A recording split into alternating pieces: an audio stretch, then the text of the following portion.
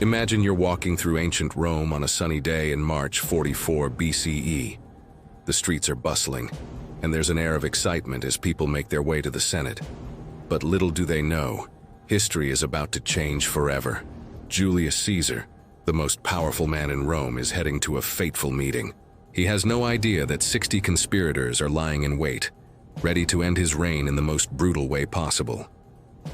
As Caesar enters the Senate, the mood shifts. Suddenly, he's surrounded. The first dagger plunges into his flesh, and then another, and another. In total, Caesar suffers 23 stab wounds, each one more vicious than the last. But here's where it gets really chilling. As the blood pools around him, Caesar looks up and sees a familiar face among his attackers. It's Brutus, his close friend and ally. In that moment, Caesar utters those famous words, "Et tu, Brute? You too, Brutus?" Now you might be thinking, why would Brutus betray Caesar like that? Well, that's where things get complicated. You see, the conspirators believed Caesar had become too powerful, that he was a threat to the Roman Republic.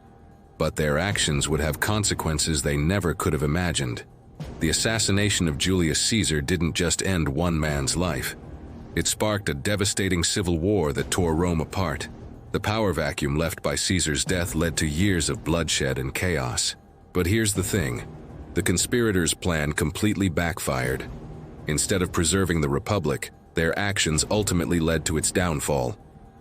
Caesar's adopted son, Octavian, would go on to become Rome's first emperor, ushering in a new era of imperial rule. So the next time you hear someone say, "Beware the Ides of March," remember this story.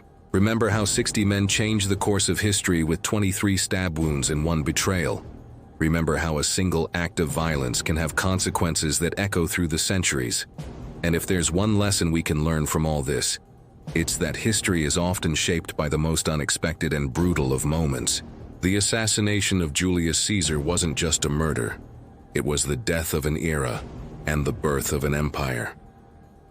You know what doesn't change history? Subscribing for more content. I'm almost at 100 subscribers, and so thankful for all of you. Thanks again.